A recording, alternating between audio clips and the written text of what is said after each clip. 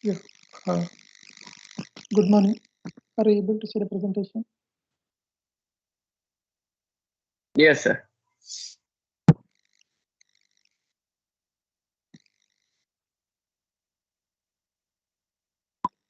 Yeah. Today we will look into this cloud infrastructure framework.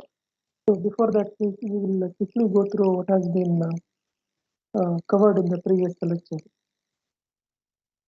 So in the last lecture, we have discussed about deduplication, right? So deduplication is a technique for removal of redundant data. So whenever we need to back up huge amount of data, right? So that data may be related to the application, or it may be the files which are created due to creation of creation of the virtual machine, right? So whenever you create a virtual machine, say set of files are created. Suppose if same files are created, maybe for a number of virtual machines, if the files are created same, right, and backupping of same files is of no use, right?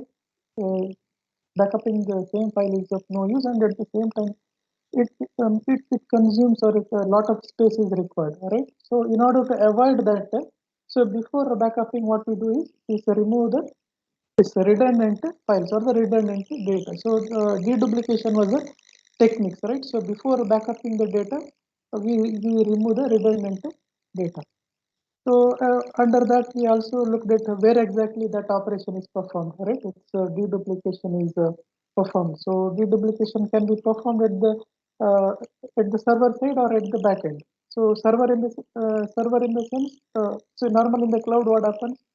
So your server and your the storage devices are connected through the network, right? So the storage devices are not directly connected attached to the storage. Instead of that, they'll be connected through the network.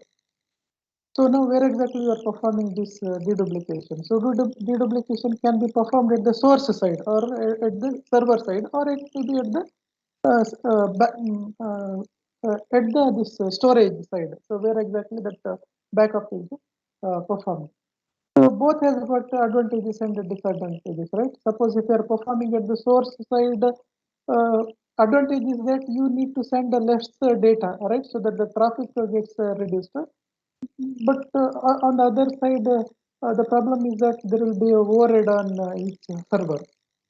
But if you perform that same deduplication uh, at the um, storage, right? If you perform that storage, the problem is that the huge amount of the data which needs to be transferred. So this will it results with a lot of traffic, which a lot of data you need to be sent over the network. And we also seen two or three the different types of to implement this deduplication, right?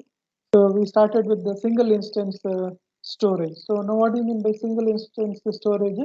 So there may be multiple files with the same content, right? So suppose if multiple files with the same content, in that case, instead of storing so that multiple files in the backup, you just store only once, and at the same time you are maintaining the index. So that is about the single instance storage. And also we have looked at subfile deduplication. So in case of subfile deduplication, it is something like this. You have one file, okay, then later you have modified that file, and one more file is created. And the newly created file is maybe 10% extra that of original files, right? So in that case, it will check the common segment in the same file. Suppose if they share a common segment, so that will be stored once instead of storing multiple files. And similarly, one more technique which we have discussed is the compression, right? So compression, what it does, so the compression will work at the file level, right? In a single file, right? It tries to maybe if it looks at the common patterns, and then if the common patterns are there, so it will compress that, and so it reduces the size of the file. See, this deduplication is also used, the same idea is also used in maybe presently what is called as a Git repository, right? So whenever the applications are developed collaboratively, where maybe uh, you write a source code and you upload to the Git, right? Then after that you make some changes, and once again when you upload, right? Even if there is a small changes, the same copy once again it will not be stored, right? So, the Git repository will store the file in a such a way that, right? So it will not, if there is a multiple copies, it will take into consideration so that the common content will be stored only once. Okay, after deduplication, we looked at restoring the concept of restoring VM, right? So what is the need for restoring a VM? So I explained with one scenario, right? So where maybe you have already one virtual machine and operating system is installed, and you are trying to install some softwares where in between it crashes, right? So maybe in that case, maybe you want to bring that to the previous state, right? So that is what is called as the restoring VM to the previous state. Then we also looked at replication, right? In case if a virtual machine fails, right? So in that case, you have to make sure that application running in that virtual machine is up and running. So how it can be done with the help of replication. So we also looked at maybe compute-based replication and storage array-based replications. Under maybe compute-based application, we discussed about VM snapshot, VM clone, and VM template. So where snapshot in the sense with every instance, right? You take a snapshot of that uh, uh, particular VM image, so that if the VM gets crashed and done, maybe with the help of a previous snapshot, you can go back to the previous state. You can restore it to the restore the VM to the previous state where exactly where your VM was working fine. As I already mentioned, it is similar to maybe in the database concept, what is called as a rollback facility, where initially before the transaction you specify some save point, and in case if the transaction is fails, then you can go back to the previous state.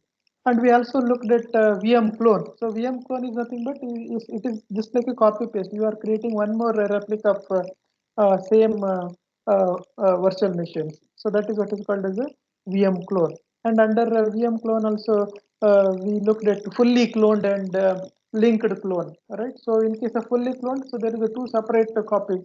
But in the case of uh, linked clone, so they will share the common storage. Then we also looked at VM template. So VM template it is nothing but it is the base image. It is a base image. So from which we create a virtual machine. Then after that, maybe on top of that, maybe necessary software application can be installed on the base image. So normally normally the Google the cloud providers like Amazon and all, no? So they normally provide that VM template, and the customer select the appropriate VM template, right? So based on their requirement, then on top of that, the necessary software will be installed.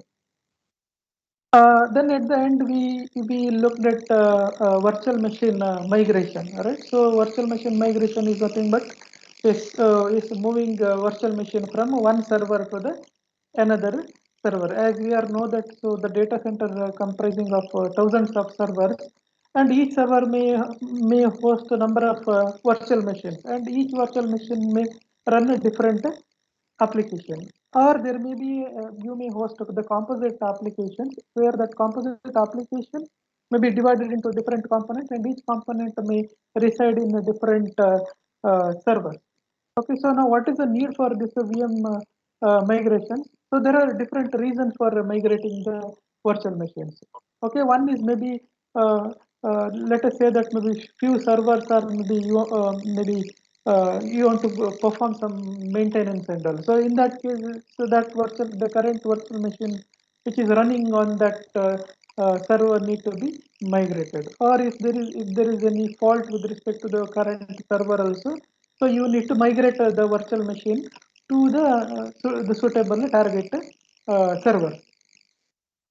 And virtual machine migration also done for as for this server consolidation.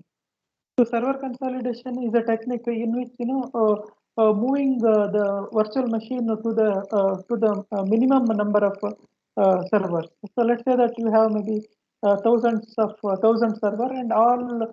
So there are multiple virtual machines running in each server. Okay, maybe over a period of time. Right, so some applications may or the customer maybe they may stop using the virtual machine. It may so happens that maybe in few of the server it contains only one virtual machine. So it is of so so running only one virtual machine under maybe in a server is of no use. All right. So in that case, maybe you need to migrate that virtual machines that is lightly loaded server to the moderately loaded server. Correct. So similarly, suppose if server is heavily loaded, right? In that case, also you need to migrate uh, some of the virtual machine from the heavily loaded server to the lightly loaded server. All right, and we also make sure that maybe if there are, as I mentioned, if there are only one virtual machine is running and all right, it will simply consume the uh, energy. All right, so it is said that idle server consumes 70% of the power consumption. So in such scenarios and all, no, you can migrate that virtual machine to the another server, and maybe that server can be made maybe some that server can be turned off. And when we talk about this virtual machine migration, so mainly there are two types, right? So one is the live migration and another is the non-live migration. So what is live migration? So live migration in the sense when the application is running in the virtual machine itself, you are migrating the virtual machine to the target server. Okay, so user will not have the feel of that virtual that application is stopped. But even though there is a small delay, maybe 1 or 2 second, application may not function maybe for 1 or 2 seconds. Okay? That fraction is very small. So that is the live migration, and another is the non-live migration. So non-live migration in the sense the virtual machine is migrated when application is not running. Uh, so today we will look at cloud infrastructure framework. All right, so you already got an idea like how exactly you uh, use virtual machines from the some of the cloud providers. Okay, so that was illustrated in the earlier lecture, right? So maybe first you need to log in and you will get a you will find a list of catalog with the different VM images and you select a suitable virtual image. Then you create an instance and so on. All right. So this cloud infrastructure framework, maybe it contains the different maybe different layers or the components. Okay, so that is what given here. So that is the cloud infrastructure framework, right?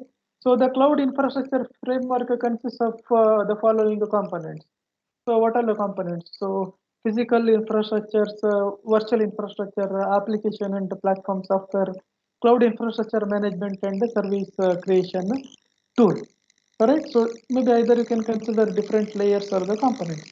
So physical infrastructure that is at the bottom, right? So that is so that actually constitute actual resource, right? So the physical infrastructure actually constitute the actual resource. So this physical infrastructure in the sense which consists of everything, right? It may be the servers of different configurations and also storages of different technologies and maybe the networks. So the everything together will be formed as the physical infrastructure, right?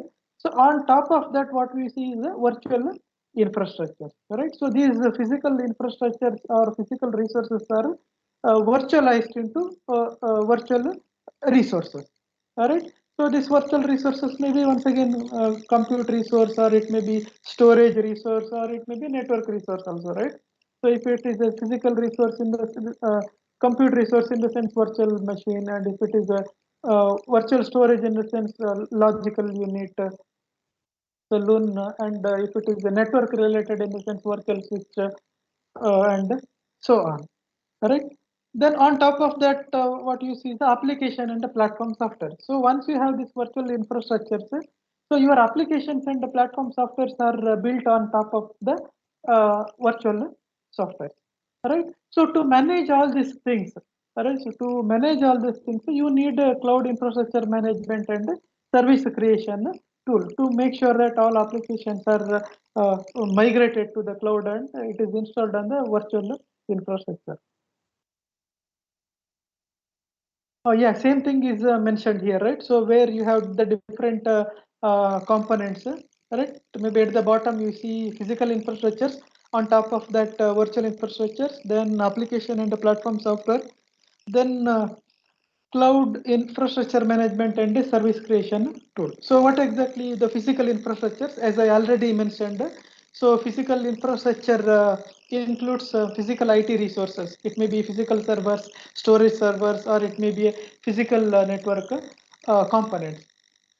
And these physical servers are connected to each other to the storage system and to the client via physical network, right? So physical servers are connected to the client through the network, and also it is connected to the storage system through the storage network, that is storage area network. And as well as these physical resources may be located in a single data center or distributed across multiple data centers. As I already discussed in the earlier lecture, right? So the entire the resources need not be in the same data center, right? So where Amazon they have a number of regions, and each region has a number of availability zones, right? So in a globe they have a number of maybe many zones. So many zones and some data centers, right?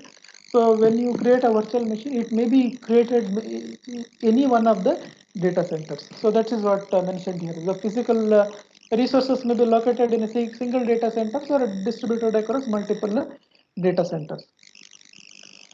Then yeah, on top of that, virtual infrastructure. That is virtual infrastructure. So now, what exactly virtual infrastructure consists of? It contains the resource pool mainly. The resource pool. So now, what are the resource pool? Resource pool may be the pool of CPU or the pool of memory, the network bandwidth, and storage. And similarly, this virtual infrastructure also consists of identity pool. Correct. So the identity pool may be VLAN ID, vSAN ID, or MAC address, and so on. Suppose if you create number of virtual machine and if you want to form your own network, right? So in that case, you need to associate one. You have to create a virtual LAN and you have to associate one ID. All right. So this virtual infrastructure is also responsible for creating that identity pools. Then virtual IT resources. Okay, so as I already mentioned, virtual IT resources may be physical virtual machines or virtual volumes or virtual network. Or if you look at the component level, right? So virtual machine network component. So it may be virtual switch or virtual network interface card and so on. Okay. So then on top of that, as I mentioned, it is an application in the platform software. So now what exactly is the application in the platform software? It may be anything. It may be business application, right? So application, business application, or it may be operating systems and database and the migration tool. So once you have this virtual, uh, once you get to virtual infrastructure or the virtual resources, so the first you need to install any of that operating systems and database. On top of that, your business application will be running. And also other platform softwares or other tools are other the softwares are migration tools, right? So suppose if your application is running in on-premises, you need to migrate that application from on-premises to the cloud, right? Where you need maybe suitable migration tool to migrate your business application from on-premises to the cloud. The applications and the platform softwares are hosted on VM to create software as a service and the platform as a service. All right. So for software as a service, applications and the platform softwares are provided by the cloud service providers. Okay, you already know about the difference between software as a service, platform as a service, and infrastructure as a service, right? Where in case of a SaaS provider, so SaaS provider only uh, or SaaS provider provide application as well as a platform software, right? So that ready application is available where the consumers or the customers directly use that application software provided by the SaaS providers. But in case of platform as a service, what happens? So only the platform will be provided by the cloud service providers. Only platform will be provided.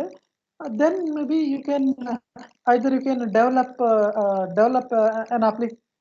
application on the platform provided by the PaaS provider, or if application is already available, you can host that application on the platform as a service provider.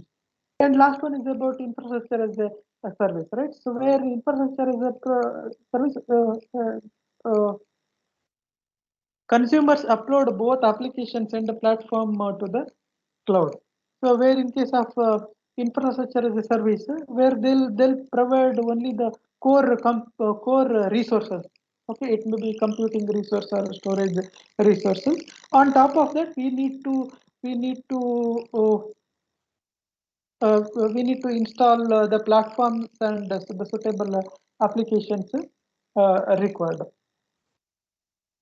And when you look at this software as a service, right? Suppose any customers, okay, any customers who is accessing that applications which is hosted on a cloud, then SaaS, they act as a cloud service provider.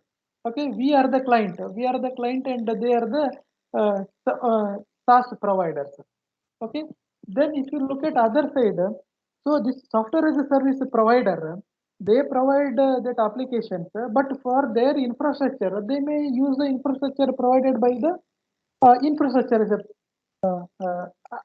IaaS provider. In that case, they act as a client.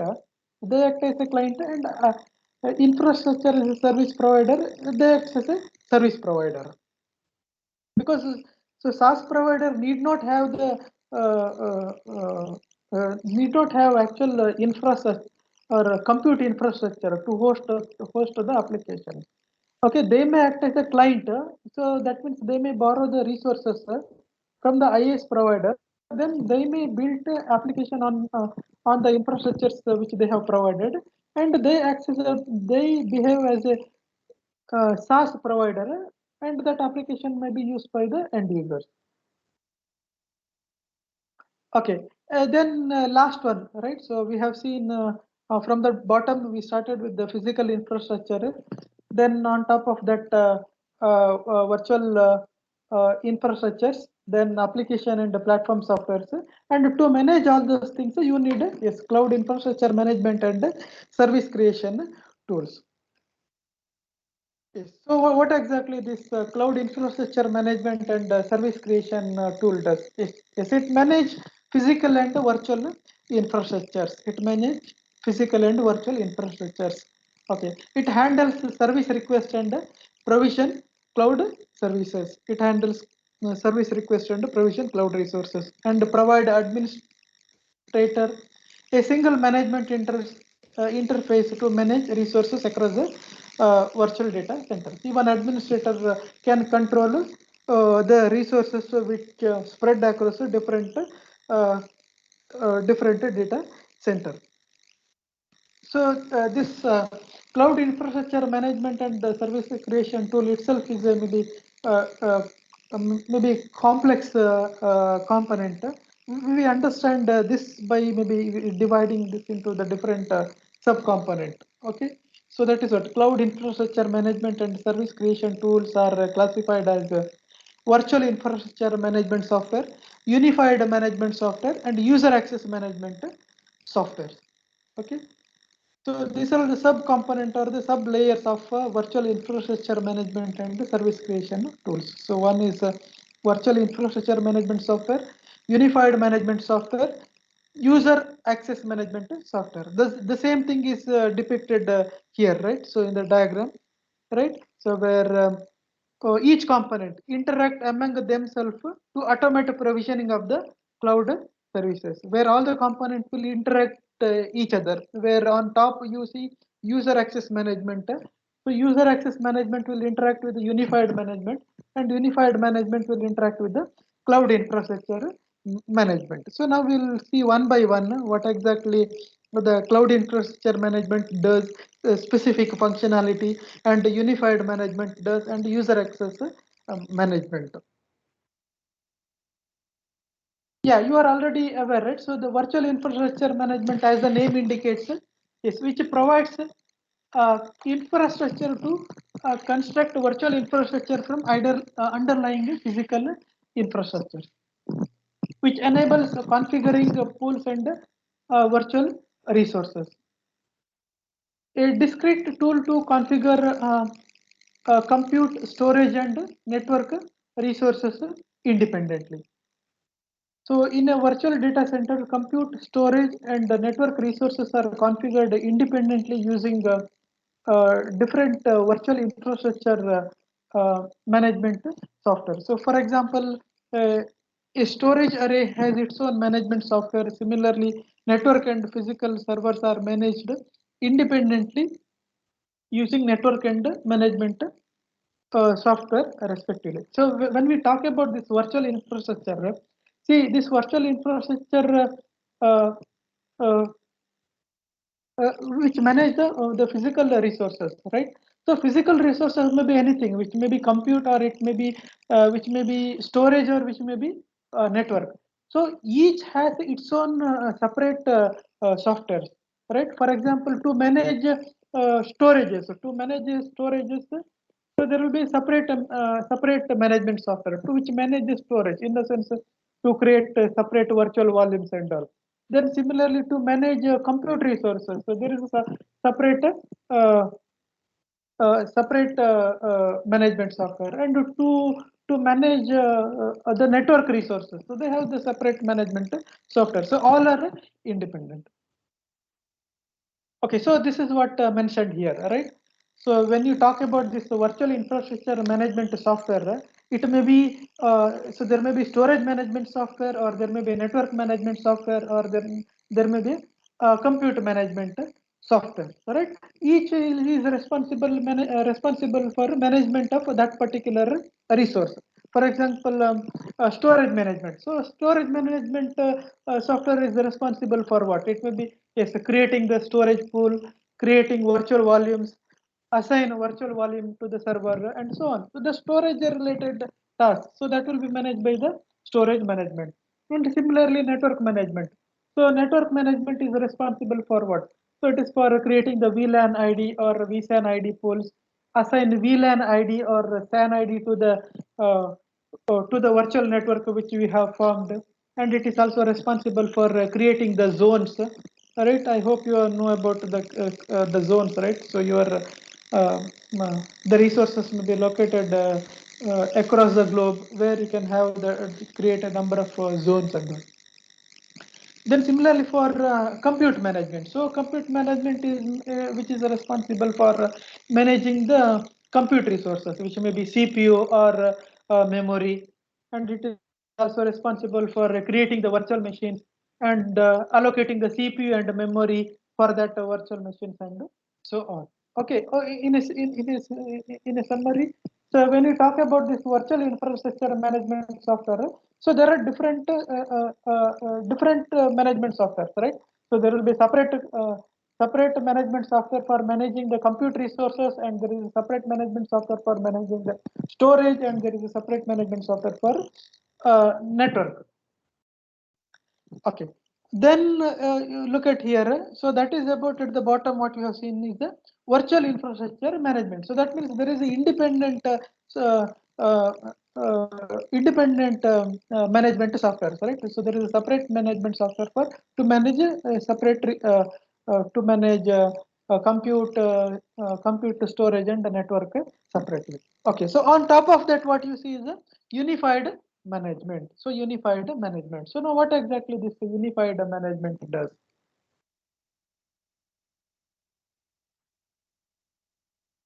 Yes. So unified management software which interact with the virtual infrastructure management software. As I mentioned, so this will interact with the virtual infrastructure management. Yes, which collects information on configuration, connectivity, and utilization of existing physical and virtual infrastructure resources, provides a consolidated view of existing physical and virtual infrastructures across the virtual data center, which helps monitoring performance, capacity, and availability of the resources. Or in a simple way, we can say that it provides a single interface to create virtual resources and poles and add capacity and identity to existing poles. Sends configuration commands to respective virtual infrastructure management software, eliminates administration of compute, storage, and network separately. So, as the name indicates, unified management software, you don't need to worry about how to use the compute management software or storage management software or network management software. So now, so this is the top. So one more interface, all right? So that will take care of interact with the below management software. That's what maybe one interface.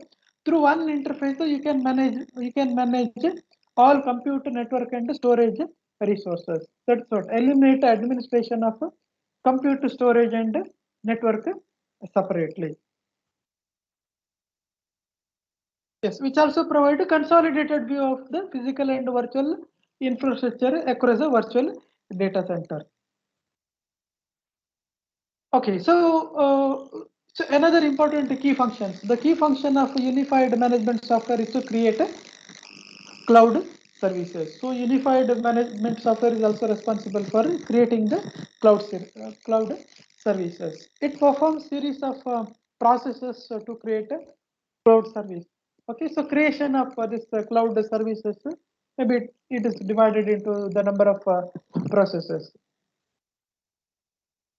What are the different processes? So one is the grading of resources, then bundling of resources, then defining the services and distributing the resources. So these are the different processes involved in creation of cloud services.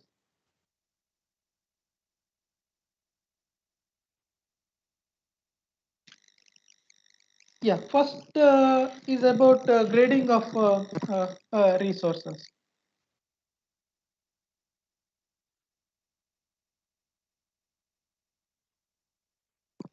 Yeah, so what is grading of resources? It is a process to categorize the pools based on the performance and capacity, correct? So based on the capacity and the performance, so you are categorizing the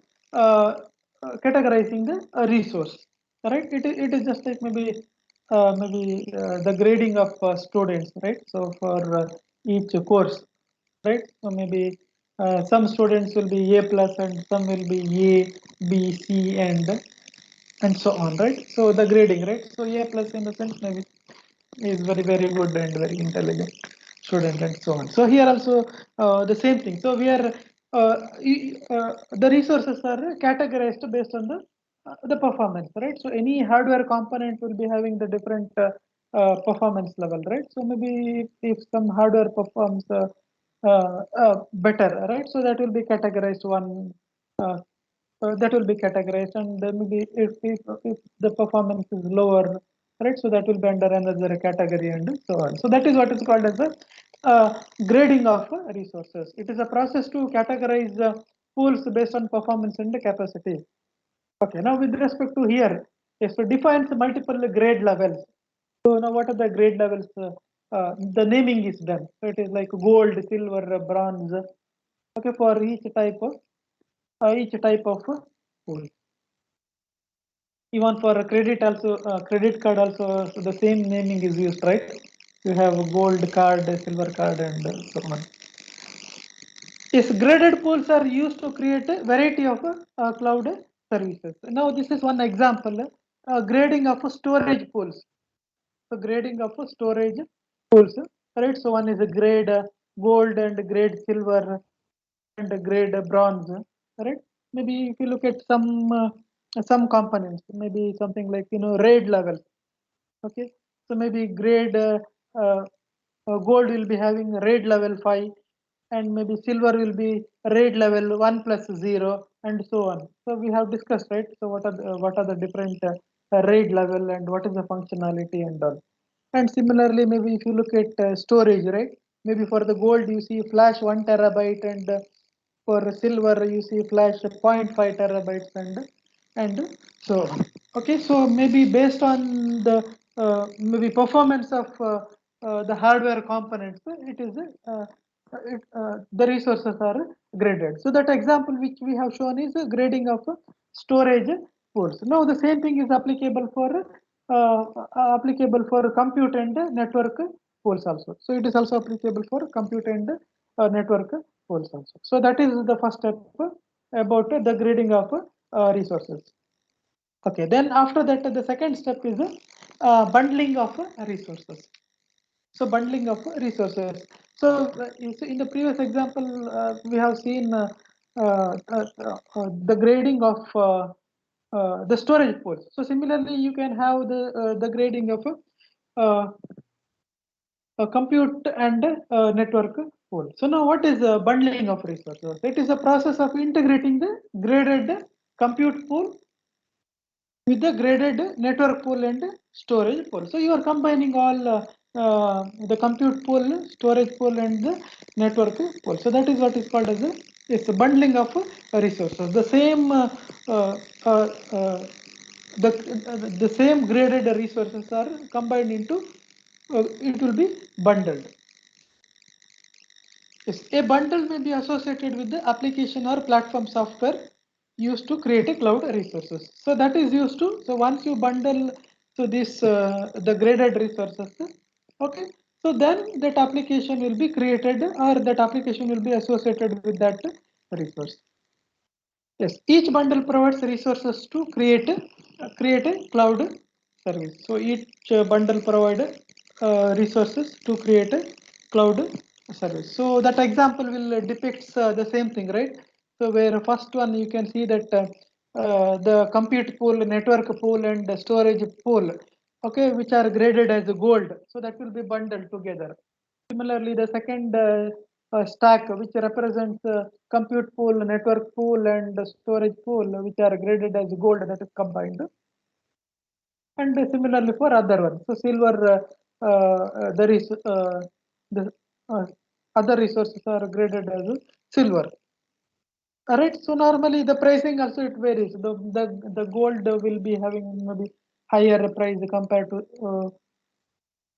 the compared to the silver and bronze and so on. Okay. Then after that, so once you bundle these resources, yes, you are defining the service. Okay. Now, what do you mean by defining the service? Yes, it is a process of documenting the attributes of all cloud services that are to be created from a different bundle. Yes, it is a process of documenting the cloud services, cloud service, like what type of service which they are offering, and the attributes of each service. So what are the service attributes? Okay, it may be related to the resources, maybe CPU, memory, bandwidth, and storage capacity. Okay, of that particular service, or it may be name and the description of applications. Right, what application which is running, and similarly VDC locations where the resources are to be allocated. So where exactly, in case if you use that the cloud service, where exactly that application will be running, or where exactly that or from where exactly you are getting that resources, and what is the backup policy. So everything will be mentioned while defining the service. Yes, service attributes are associated with the VM. So here some examples are given. 3 examples are given. The first one is with respect to the SaaS attributes. and second one PaaS attributes, and third one is the IaaS attributes. Okay, first one is the software as a service. So when you talk about the software as a service, which contains all the component, right? So you have the compute resource, and which has a compute resource in the sense virtual machine, and operating system is installed on the virtual machine, and also application is also installed. That is software as a service. So now what are the attributes? So you can see here one example. One application is the SAP application which is running, and what is the operating system? So operating system is Windows Server 2003. Then the resource details. Maybe CPU is of 5.86 gigahertz, and memory 10 GB, and storage 100 GB, and what is the bandwidth, and backup, and where exactly it is located. All those informations. That is the software as a service. Then second diagram, a middle one, that is the PaaS attributes. So when you say that platform as a service, you don't see that application, right? So application is not installed, only the platform will be provided. So now what is the platform they are providing? The platform is Windows Server 2008. So Windows Server 2008 is the operating system they are providing, and then after that maybe VM details, attributes of the virtual machines, the CPU, memory, storage, network bandwidth, and backup. So that is the platform as a service attributes. And the last one you see that infrastructure as a service attributes. So in case of infrastructure as a service, where you don't see any applications or operating systems. So which where the attributes are only the CPU, memory, storage, and bandwidth, backup, and locations. That is a IaaS as the attributes. But normally for this Amazon and all, no, when you use that, they are the infrastructure as a service provider, where you don't directly get core the resources, computing resources, right? So by default, it comes with the operating system. Whenever you select any um, uh, uh, the VM template from the catalog, right? So that also has a specification to the computer memory and the storage resources, along with the operating system is also as a part of that infrastructure as a service, right? Where you can pick whether you want maybe Windows OS or Linux. Under Linux also will be having the different flavors, right? So that will come as a uh, part of IaaS attributes. Okay, then after that, distributing the resources. So distributing the resource in the sense, yes, it is the process of creating the service instance. So once the service are defined, so whenever the user request for this particular cloud service, then you create an instance. Yes, it is a process of creating service instance and allocating resources from the bundles to service instance when consumer request services. To create service instance, VMs are constructed with the integrated virtual network and the virtual volumes. Service instance get resources based on the predefined service attributes. So these are the four steps, right? So that is the grading resource, bundling resource, defining service, and distributing the resources. So which is coming under unified management softwares. Okay.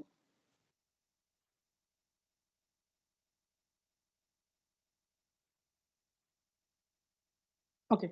So last one. So that is the user access management softwares. As I mentioned, maybe yes. So these three components, that is user access management, unified management, and cloud infrastructure management, are it is a part of cloud infrastructure management service creation tools. To understand the entire functionality, we studied in terms of the different subcomponents, that is virtual infrastructure management, unified management, and user access management.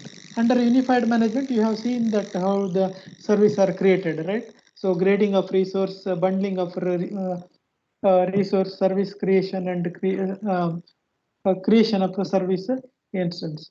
Okay. On top, what you see is the user access management. So user access management. So what is user access management? The name itself tells. Yes, user access management software provides web-based user interface to consumers. So provides a web-based user interface to the consumers. Allows the consumer to request cloud services, which interacts with the unified management software and forward all the service requests. So you can see that user access management. Uh, See, normally when we access when you want to access maybe Amazon cloud resources, right? So you get yeah, that web-based interface. So that can be called as a user access management software, right? So that will interact with the other layer like unified management and virtual infrastructure management. Okay, so the user normally end user will directly interact with the access that cloud resources through this web-based management software. Even administrator also. So administrator to control these resources. So allow administrator to create and publish a service catalog. So what is service catalog? A structured document with the information about all cloud services available for consumers. Okay. So administrator wants to publish new service catalog. Okay. Presently, let's say that you have maybe the different VM image like maybe small, large, extra large, and all. Right? Maybe over a period of time, maybe they want to have one more service they want to provide. All right. So maybe that has to be put in one catalog, right? So that everything will be managed through this user access management software. And also one more important component, that is authentication. So authenticate consumers before fulfilling their service request, right? So before allocating resource, it authenticates, right? So whether he is a valid user or valid user or not, and authentication as well as authorization. So which are all the users he is authorized to access. Okay, and also monitors the allocation or usage of resources associated with each cloud service instance, which monitors, right, whenever any user, uh, okay, so user may be the single user or it may be belongs to in any small company also, right? So which checks like how much how exactly the resources are consumed, right? So based on the resources consumed, which generate the chargeback report, right? So the how much he has to pay and so on. So that will be visible to the consumer. So based on that, maybe he can decide whether he want to continue with the accessing that cloud resources or not.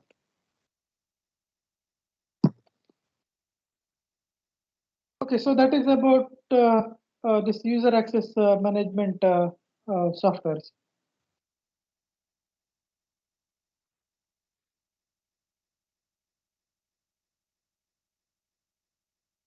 Yeah, so this everything is coming under. We started with the this cloud infrastructure framework. Okay, so you have physical infrastructures on top of that virtual infrastructures.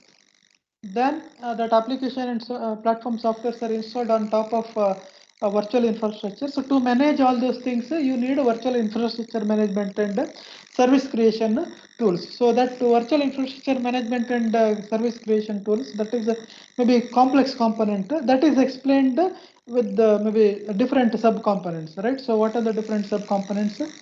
That is the user access management, unified management, and virtual infrastructure management. So what is virtual infrastructure management? Under what we have discussed under virtual infrastructure management, virtual infrastructure management in the sense when you talk about the resources, it may be compute resource or it may be network resource or it may be storage resource. Each will be having dedicated management softwares to compute.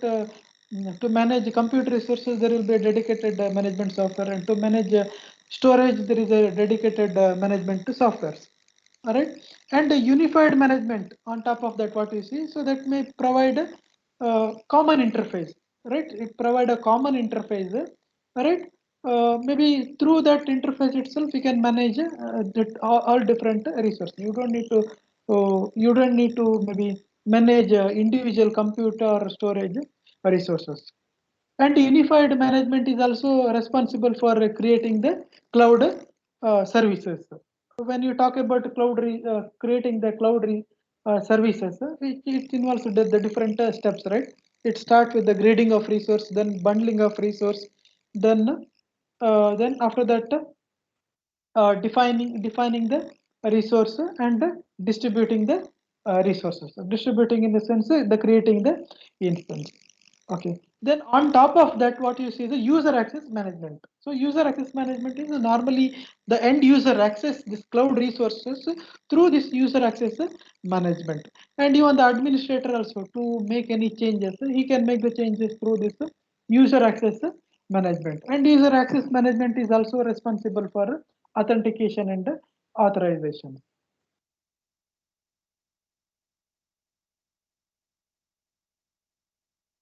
Okay, so next we look at this cloud service management. So now what do you mean by this cloud service management?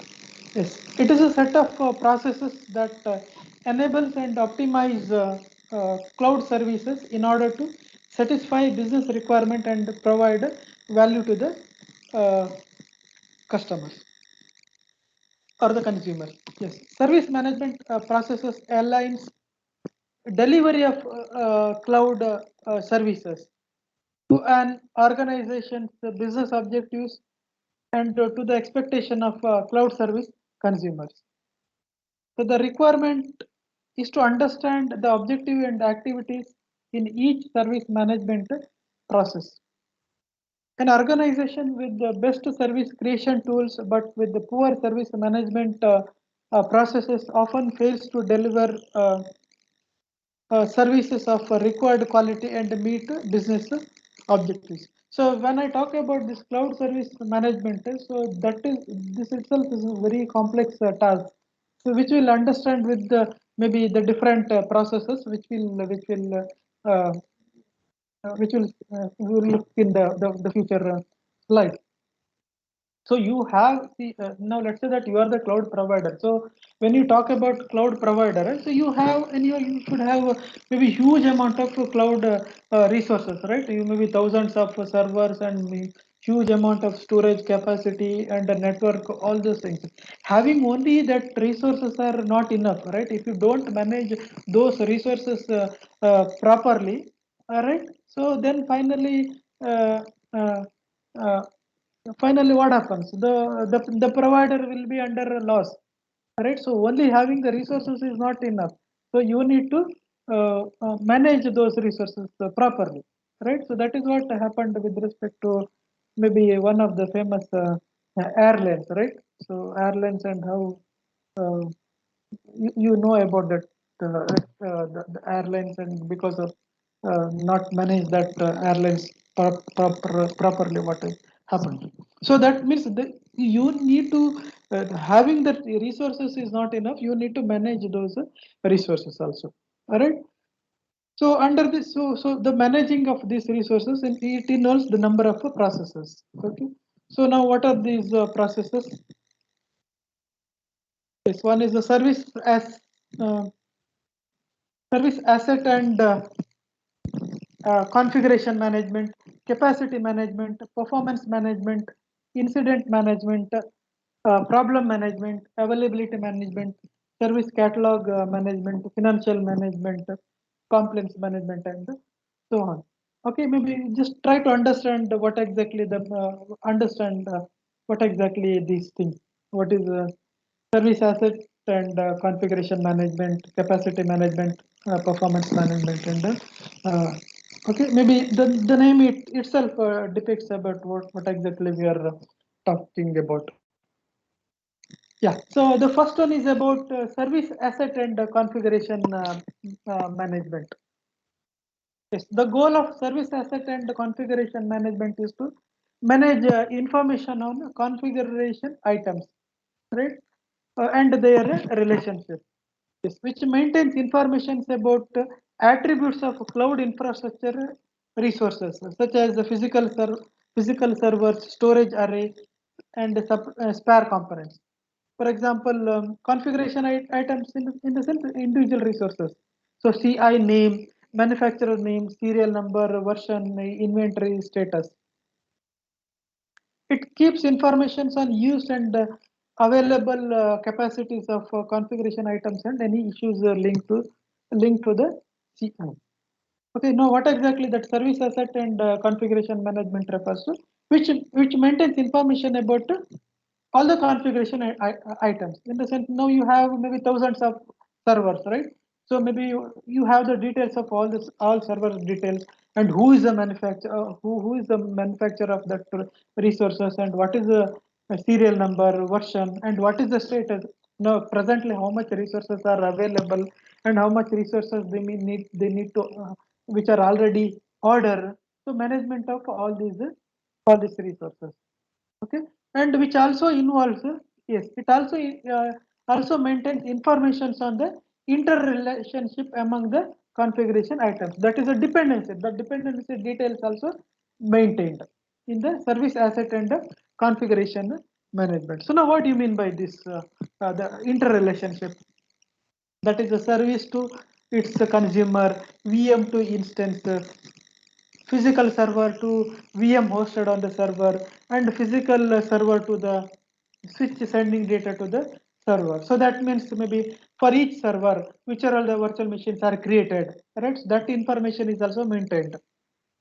So what is the need for this physical server to the virtual machine? Now let's say that one physical server is hosting maybe 10 virtual machines. That information is also maintained. That is the interrelationship. What is the need in case if there is a failure, right? Maybe if one physical server is not functioning, right? So we need to know that like which are all the virtual machine will be affected, okay? Or which are all the virtual machine which we need to migrate, right? That dependency information also maintained by the service asset and configuration management. Similarly, so physical server to switch, right? So the switch will be connected to the number of physical server, right? So for a particular server, which all the physical servers are connected. So what is the need for having this information? In case if a switch fails, we need to know, right? So this the failure of this switch will create a problem for these are all the physical servers. Then similarly, VM to service, like so there may be each virtual machine may host the different service, right? So maybe we have what is it, Kubernetes. Because of that Kubernetes, no? You have containerized application, and number of containerized application may run on the same virtual machine. In case if one virtual machine fails, so whichever the service gets affected. So all the dependency information will be maintained, right? So that is what about the service asset and configuration management. Yes, that is what mentioned here. So it helps identifying the root cause of problems and accessing the impact of any changes in the relationship. For example, when administrator finds that a switch has failed, he will be able to determine so what are the affected by that outage.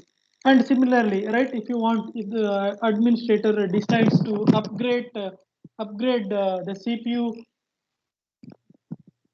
and the memory of a physical server, he will be able to identify the items affected by the change. Right? Right, if I want to upgrade any CPU or memory of one particular server, right? So which are all the VM gets affected, or for which are all the VMs we can scale the resources. Okay, so where exactly this information is maintained? So that will be maintained, all information will be maintained in a database that is called as the configuration management database. Yes, maintain all information about configuration items in one or more federated database are called as the configuration management database.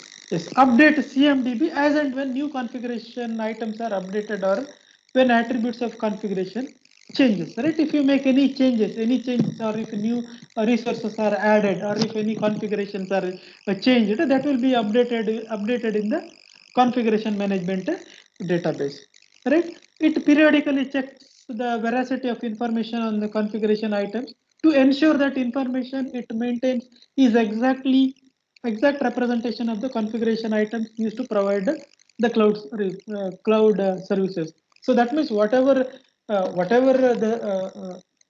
resources and the configuration you have, the same thing is updated in the database also. Okay, so that is about the first one. So that is service asset and configuration management. Next is about the capacity management. Okay, so now what exactly this capacity management talks about? Yes, it monitors and analyzes the utilization of a cloud infrastructure resource, which monitor the resources. Yes, identifies overutilized, underutilized, and unutilized resources, and optimize the utilization of the IT resources. That is, add capacity or reclaims excess capacity from the VM based on the utilization of the VM. Suppose if VMs are maybe there is a less load on VMs. In that case, maybe the allocated resources for that VM can be reclaimed. Okay, which also responsible for forecast timing of potential capacity shortfalls and in the future, like so where exactly maybe when that resources may be required for virtual machines and so on, and also is which plans for the procurement and the provisioning of the capacity when needed, and it also plans for in the future, like see, even though we talk about cloud provides infinite resources, they also has to procure the hardware resources, right? And the resources will be maybe after 5 years, maybe today's resources will be of no use. They have to procure the new resources under, so that will be coming under capacity management. Okay, then performance management.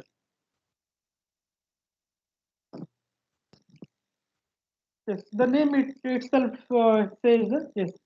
The performance management. The goal of performance management is to monitor, measure, analyze, and improve the performance of cloud infrastructure and services, which monitors and measures the performance of cloud infrastructure resources and services, which monitor each services, analyze the performance statistics, and identifies resources and services that are performing below the expected levels, and implements the changes in the resource configurations to improve performance of the resources and consequently the cloud services, and determines the required capacity of cloud infrastructure resources and services to meet the expectation of the performance level. So this will yes, this works with the capacity management to implement the capacity changes. See, performance level, it will not work independently. So this will work together with the capacity management. So this performance management, so what it does is maybe for each application, so whether it has the enough resources or that application will be having the which performs according to the requirement or not. In case if it is not performing, where you need to provide additional resources, how it can provide the additional resource. So in that case, it will communicate with the previous one. That is the capacity management that is responsible for providing the additional resource. Uh, Next is about the incident management. Okay, now what do you mean by that incident management? Yes, the goal of incident management is to return cloud services to consumers as quickly as possible when unplanned event occurs. Okay, so there may be any unplanned event may occur. So those unplanned events are called as an incident. Yes, an incident is an unplanned event that causes or may cause interruption to the cloud service or reduces the quality of the service, such as a degrade of the performance. An incident may not always cause service failure. Okay, whenever some incident happen, it does not mean that the service may fail, right? But if that incident happens again and again, then maybe that application may fail. So one scenario is given with respect to the RAID.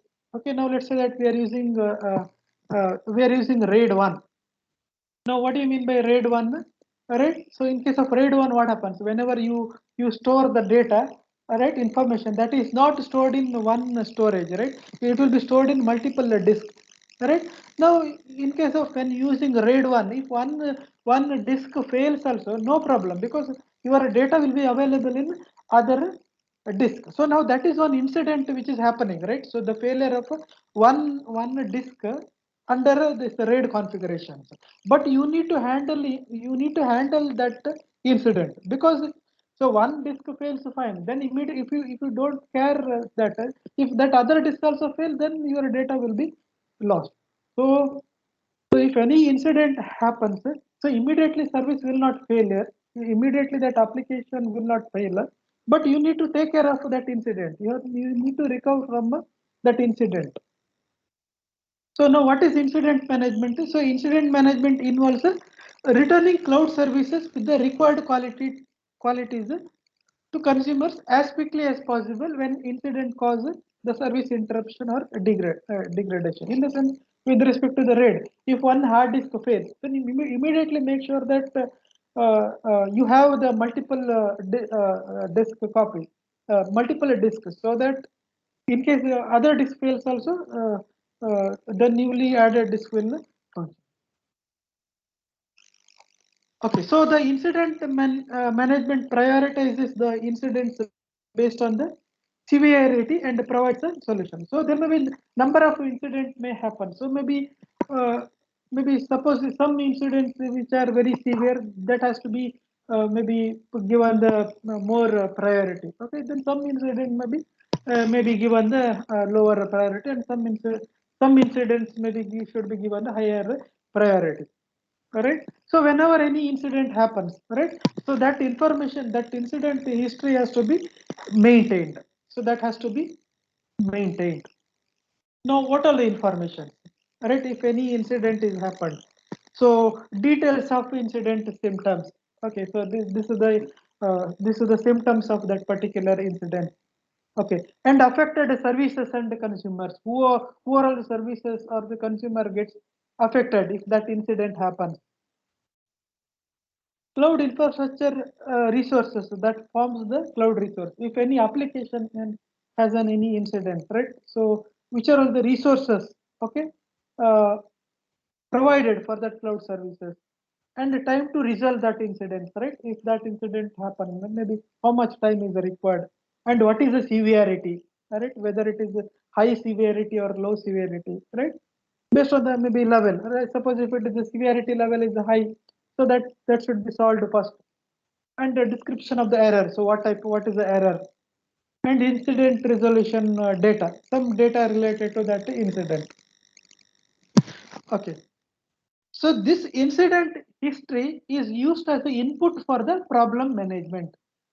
So the incident management history, right, these incident, okay, so that history will be given as an input to the problem management. So now what is that problem in the sense? Maybe incident may be looked at the lower level, right? If that happens again and again, maybe that leads to a bigger problem. So that is handled by what is called as a problem uh, management. Problem management. So what is the input to the problem management? The input to the problem management is the incident management, or the incident history. Okay, that incident history which is generated using incident management is the input to the problem management. Okay. If the incident management is unable to determine the correct root cause of an incident, the error correction activity is transferred to the problem management. If the incident management is not able to handle that, okay, then it will be sent to the problem management. That problem management is responsible for to identify the root cause of the problem and to solve the problem. Yes, in this case, the incident management provides the temporary solution to the incident. For example, migration of services to the different service pool in the same VDC or different VDC. So another example is something like this. Now let's say that maybe one server, okay, if it is not functioning, okay, so that is one incident is happening. Now what is the immediate solution? Immediate solution may be that service or virtual machine you can migrate to other server. Okay, that is maybe incident resolution. Now what is the root cause? So that is what is happened to the server, so that you need to be taken care. So that is maybe taken care by the your problem management. Yes. So in case of incident incident management, so incident management involves multiple support group, right? It may be having maybe a service desk or a technical support group and hardware and software manufacturers and with different levels, right? Whenever any incident happens, right? So first it will go to service desk, right? So normally, so most of the services, any problem, it goes to the service desk itself. So now what they do, service desk, is it is a single point of contract between service provider and the consumers. All right.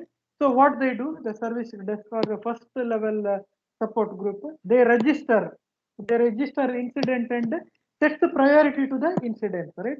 So based on the severity, right, they assign the priority, and they undertake the corrective measures to restore the service um, uh, field service. Okay, from their level, they try to resolve those problems. Okay, in case if they are not able to solve that, in that case, it's transfer that incident to the technical support group if they are unable to solve the incident. And simultaneously, they keep consumers informed about the incident status. Okay, now that that incident has been registered, then it is in this state, that state, and so on. Okay, if a service desk they are not able to resolve, they hand it over to the technical support. All right. Then technical support they provide yes provide a solution to the incident which is not solved by the support group.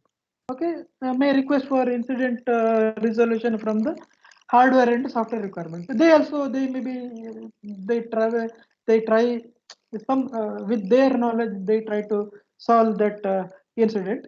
If they are also not able to solve, then once again they maybe transfer that issue to the hardware and software manufacturers, right? So provide so actually that hardware and software manufacturer they will handle those issues, right? So what exactly happened to that uh, to that maybe the failure of the resource. Okay, so that is about incident management. Okay, so the problem management will look at in the next lecture. Okay, to summarize, maybe we have looked at maybe 4 or 5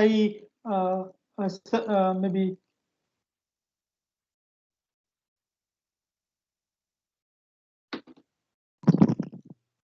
with 4 processes we have looked at, right? So one is the service asset and configuration management, capacity management, performance management, incident management. So service asset management in a sense, they have maybe in the database you are managing all the resources, right? Resources and as well as the interrelationship among the resources, right? So that is which are all the virtual machines are running in which servers, and the servers are connected to the which switch and all, right? So that you get an information if there is a failure of one switch, which are all the servers get affected. If server fails, which are all get affected and all. And capacity management is responsible for providing the required capacity to the applications. And performance management, yes, it compares the performance of the applications, right? If applications are not performing well, it provides the required resources using by interacting with the capacity management process. And what is incident management? Is if any events are happened, all right? So that is called as incident management. And incident management, it try to provide a temporary solutions, all right? And it maintains all the details about that incident, all right? And this incident management, the information is provided as an input to the problem management. So now what is that problem management does? The problem management process is responsible for finding the root cause of the problem. So remaining 37, 40. Okay, so the remaining process which we will discuss in the next lecture. Uh, yeah, your quiz will start in 3 minutes.